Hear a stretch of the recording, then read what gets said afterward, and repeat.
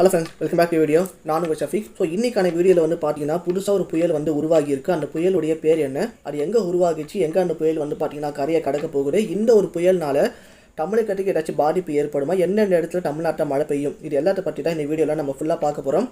So அதுக்கு முன்னாடி யாரை நினச்சா சப்ஸ்கிரைப் பண்ண மறக்காமல் சப்ஸ்கிரைப் பண்ணிடுங்க. இப்போ வாங்க வீடியோக்குள்ளே போகலாம். நம்ம இதுக்கு முன்னாடி போட்ட வீடியோவில் நம்ம சொல்லியிருந்தோம், இந்த மாதிரி பேக் டு பேக் நிறைய ஒரு காற்றழுத்த தாழ்வு பகுதி வந்து உருவாக போகுது. ஸோ அது ஒன்று வந்து பார்த்தீங்கன்னா காற்றழுத்த தாழ்வு மண்டலமாக, அதாவது புயலாக மாறலாம், மாறாமலையும் போகலாம் நான் சொல்லியிருந்தேன். அதுக்கப்புறமா வர காற்றழுத்த தாழ்வு பகுதி கண்டிப்பாக புயலாக மாறுன்ற விஷயத்தை நான் சொல்லியிருந்தேன். இப்போ அது வந்து பார்த்தீங்கன்னா உண்மைன்றது ஆயிடுச்சு. ஸோ இந்த ஒரு புயல் எங்கே உருவாகியிருக்கு அப்படின்னு வந்து பார்த்தீங்கன்னா தென்கிழக்கு வங்கக்கடலில் புதுசாக ஒரு காற்றழுத்த தாழ்வு பகுதி வந்து உருவாகிருக்குன்னு சொன்னாங்க. ஸோ இந்த ஒரு காற்றழுத்த தாழ்வு பகுதி சென்னையிலேருந்து 990 கிலோமீட்டர் தொலைவில் அந்த ஒரு காற்றழுத்த தாழ்வு பகுதி வந்து உருவாகிருக்குன்னு சொன்னாங்க. அந்த இது வந்து பார்த்தீங்கன்னா அடுத்த 24 மணி நேரத்தில் காற்றழுத்த தாழ்வு மண்டலமாக மாறும் சொல்லியிருந்தாங்க. சொன்ன மாதிரி அது வந்து பார்த்தீங்கன்னா மாறிடுச்சு. ஸோ ஒன்ஸ் அது காற்றழுத்த தாழ்வு மண்டலமாக மாறிச்சுன்னா நெக்ஸ்ட்டு வந்து பார்த்தீங்கன்னா புயல் தான். ஸோ இப்போ இந்த புயல் வந்து எந்த இடத்துல ரொம்ப அதிகமாக வலுவடையும் அப்படின்ற விஷயத்தையும் வந்து பார்த்தீங்கன்னா வானிலை ஆய்வு மையம் இப்போ வந்து பார்த்தீங்கன்னா சொல்லியிருக்காங்க. இது வந்து பார்த்தீங்கன்னா தென்மேற்கு மத்திய மேற்கு வங்கக்கடலில் புயலாக இது வந்து வலுவடையும் அப்படின்னு சொல்லியிருக்காங்க. ஸோ இதுக்கு அந்த நிகழ்வு வந்து பார்த்தீங்கன்னா மண்டேலேருந்து விச் இஸ் October 27 பார்த்தீங்கன்னா அந்த புயல் வந்து ஸ்டார்ட் ஆகும். October 27 அன்றைக்கே கிடக்கும், இல்லை அப்படி இல்லைனா October 28 மார்னிங் அந்த புயல் வந்து பார்த்தீங்கன்னா கிடக்கும் அப்படின்னு வந்து பார்த்தீங்கன்னா இப்போ வானிலை ஆய்வு மையமே வந்து பார்த்தீங்கன்னா சொல்லியிருக்காங்க.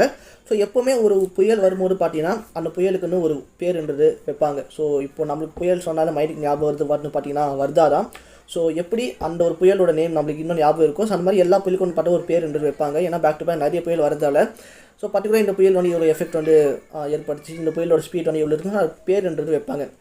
ஸோ அந்த மாதிரி இந்த புயலுக்கு வந்து மோந்தா அப்படின்ற ஒரு பேர் வந்து பார்த்தீங்கன்னா வச்சுருக்காங்க. ஸோ இந்த புயலுக்கான நேம்லாம் எப்படி கொடுப்பாங்க பார்த்தீங்கன்னா ஒவ்வொரு கண்ட்ரி தான் வந்து பார்த்தீங்கன்னா கொடுப்பாங்க. அந்த ஒரு ரீஜியனை பேஸ் பண்ணி இந்த புயலுக்கு வந்து பார்த்தீங்கன்னா ஒரு பேர் கொடுக்கணும் அப்படின்னு சொல்லிட்டு. ஸோ அந்த வகையில் இந்த மோந்தாவோட பேர் வந்து பார்த்தீங்கன்னா தாய்லாந்து அவங்க தான் வந்து பார்த்தீங்கன்னா கொடுத்துருக்காங்க. ஸோ இந்த மோந்தா அப்படின்ற ஒரு மீனிங் என்ன சொல்கிறதுன்னு பார்த்தீங்கன்னா நல்ல ஒரு வாசனையான ஒரு மலர், அதுதான் வந்து பார்த்தீங்கன்னா மோந்தாவுடைய மீனிங். ஸோ இப்போ இந்த புயல் வந்து பார்த்தீங்கன்னா எங்கே கரையை கடக்கும், இந்த புயல் வந்து பார்த்தீங்கன்னா தமிழ்நாட்டுக்கு வருமா அப்படின்ற ஒரு கொஸ்டின் நிறைய பேருக்கு வந்து இருக்கும்.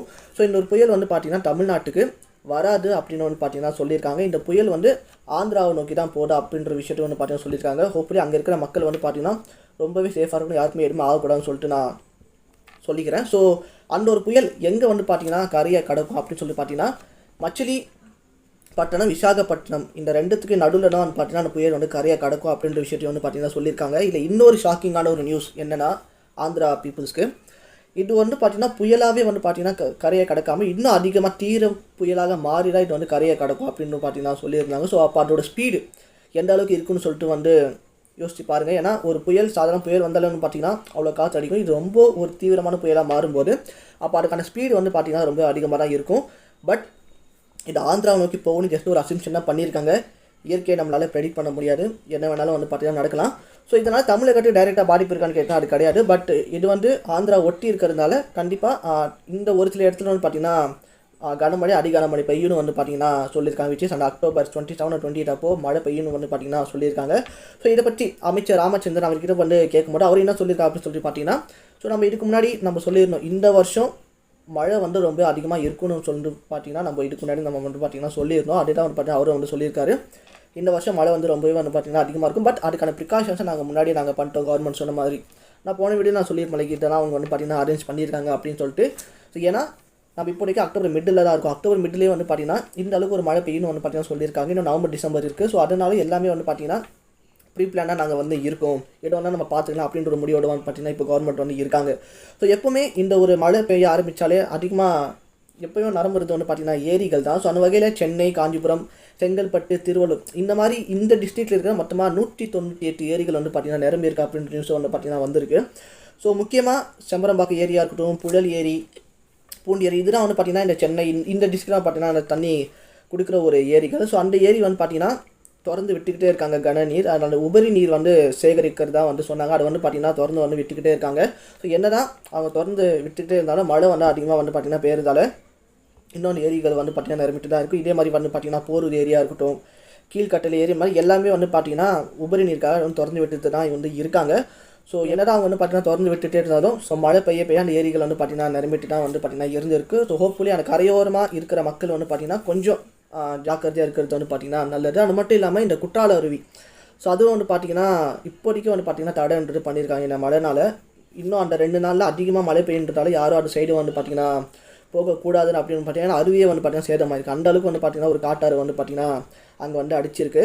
ஸோ இதை வந்து இந்த ஒரு புயலை முன்னிட்டு இந்த சுகாதாரத்துறை அவங்க என்ன ஒரு முன்னெச்சரிக்கை எடுத்திருக்காங்கன்னா, இந்த நிறைய ஹாஸ்பிட்டல்ஸ்லாம் இருக்குல்ல, ஸோ எங்கே கரண்ட்டு கட் ஆனாலுமே ஹாஸ்பிட்டல்ஸில் வந்து பார்த்திங்கன்னா கரண்ட்டே கட் ஆகக்கூடாதுன்ற ஒரு விஷயத்தையும் வந்து பார்த்திங்கன்னா அவங்க வந்து சொல்லியிருக்காங்க. ஏன்னா நிறைய ப்ரெக்னென்ட் லேடிஸ் வந்து அதிகமாக வருவாங்க, ஏதாச்சும் எமர்ஜென்சி கேசஸ் வந்து இருக்கும்.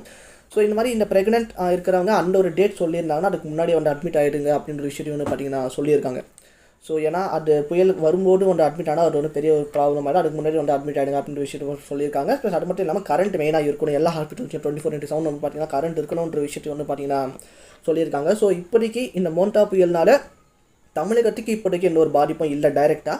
ஸோ ஆந்திரா நோக்கி தான் வந்து பார்த்திங்கன்னா போகுது. பட் எந்தெந்த மாவட்டத்தில் வந்து பார்த்திங்கன்னா தமிழகத்தில் மழை பெய்யும் October 27 ஆகட்டும் 28 இந்த 2 நாளில் எந்தெந்த மாவட்டத்தில் வந்து மழை பெய்யும் பார்த்திங்கன்னா, ஸோ 27th காஞ்சிபுரம், செங்கல்பட்டு, விழுப்புரம், வேலூர், சென்னை இது வந்து பார்த்திங்கன்னா கனமழை பெய்யும் அப்படின்னு வந்து பார்த்திங்கன்னா சொல்லியிருக்காங்க. ஸோ அதே மாதிரி 28 சென்னை, திருவள்ளூர், காஞ்சிபுரம், ராணிப்பேட்டை இதெல்லாம் பார்த்திங்கன்னா மிக கனமழை இருக்கும் அப்படின்ற வந்து பார்த்திங்கன்னா சொல்லியிருக்காங்க. ஸோ 2 days கண்டிப்பாக வந்து பார்த்திங்கன்னா மழைன்றது பெய்யும். பட் இதெல்லாம் வெறும் இந்த புயல் ஆந்திரா நோக்கி போகிறது, இந்த மழை பெய்யுறது ஜஸ்ட் ஒரு அசம்ஷனாக தான் வந்து பார்த்திங்கன்னா சொல்லியிருக்காங்க. ஏன்னா இயற்கையை நம்மளால் வந்து ப்ரெடிக்ட் பண்ண முடியாது, இதுதான் நடக்கும் அப்படின்னு சொல்லிட்டு எக்ஸாக்டாக. ஏன்னா மழை வரும்னு சொல்லுவாங்க, அப்போ வந்து பார்த்திங்கன்னா பளிச்சுன்னு வெயில் அடிக்கும்.